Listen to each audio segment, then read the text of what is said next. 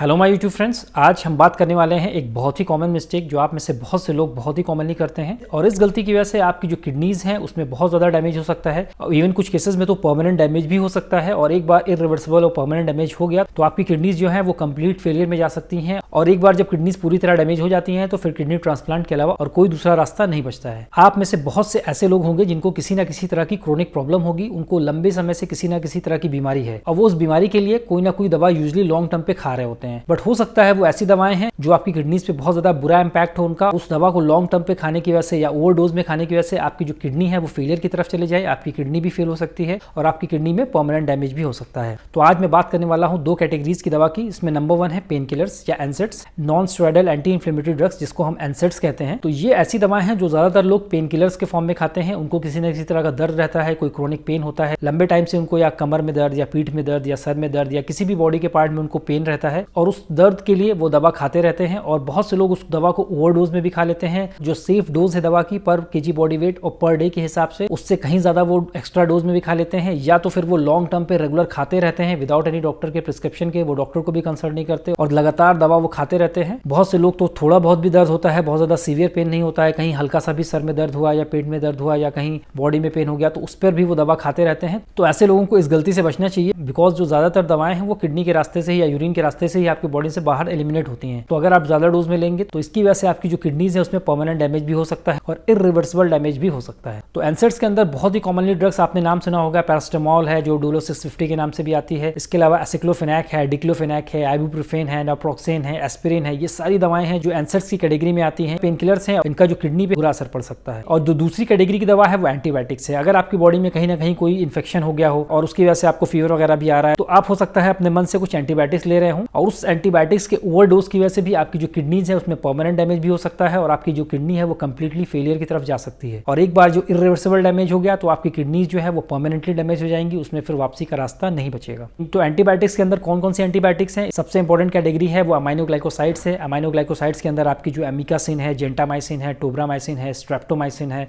ये सारी दवाएं आती हैं। इसके अलावा वैंकोमाइसिन है, उसकी वजह से भी जो किडनी है वो डैमेज हो सकता है अगर आप प्रॉपर डोज में, प्रॉपर सेफ डोज में नहीं लेते हैं। इसके अलावा एम्फोटेरेसिन भी एक एंटी फंगल ड्रग है, उसकी वजह से भी आपकी किडनी में डैमेज हो सकता है। इसके अलावा जो तीसरी कैटेगरी की ड्रग है वो कीमोथेरेपी है, बट वो उतनी कॉमन नहीं है। बहुत ही कम पेशेंट्स हैं जो कैंसर के पेशेंट्स हैं वही लेते हैं, बट उसमें ये है कि यूजुअली आप डॉक्टर के प्रिस्क्रिप्शन से ही लेते हैं, आप अपने मन से यूजुअली कैंसर की ड्रग कोई नहीं लेता। बट जो टू मोस्ट इंपॉर्टेंट कैटेगरीज हैं वो एनसेड्स हैं, पेन किलर्स हैं, और दूसरी जो एंटीबायोटिक्स हैं। ज्यादातर लोग इन दवाओं को बिना किसी डॉक्टर के प्रिस्क्रिप्शन के अपने मन से भी ले लेते हैं और उसकी वजह से उनकी किडनीज में परमानेंट डैमेज भी हो सकता है। इन दोनों कैटेगरीज की दवा में जो किडनी में डैमेज होता है वो क्यों होता है, उसकी दो मेन वजह हैं। एनसेड्स की वजह से या पेन किलर्स की वजह से जो बीमारी होती है उसको हम एनाल्जेसिक नेफ्रोपैथी कहते हैं और इसमें आपकी जो रीनल ट्यूब्यूल्स हैं उसमें दिक्कत हो सकती है, उसमें इन्फ्लेमेशन आ सकती है। उसके अलावा जो इंटेस्टिशियम है आपकी किडनी का तो उसमें भी दिक्कत आ सकती है, उसको हम ट्यूबुलो इंटेस्टिशियल नेफ्राइटिस कहते हैं। इसके अलावा जितनी भी एंटीबायोटिक्स हैं, पेन किलर्स हैं, वो या तो रीनल पैपिलरी नेक्रोसिस करवा सकती हैं या एक्यूट ट्यूबुलर नेक्रोसिस करा सकती हैं। इसमें आपकी जो किडनीज में ट्यूब्यूल्स है उसमें डैमेज हो जाएगा जिसकी वजह से आपकी जो किडनी है वो फेल होने लगेगी, या फिर किडनी के अंदर जो रीनल पैपिले होता है उसमें डैमेज करा देती हैं। तो बेसिकली ये 2-3 कंडीशंस हैं जिनकी वजह से अगर आप पेन किलर्स या एंटीबायोटिक्स लेते हैं तो आपकी किडनी में परमानेंट डैमेज हो सकता है।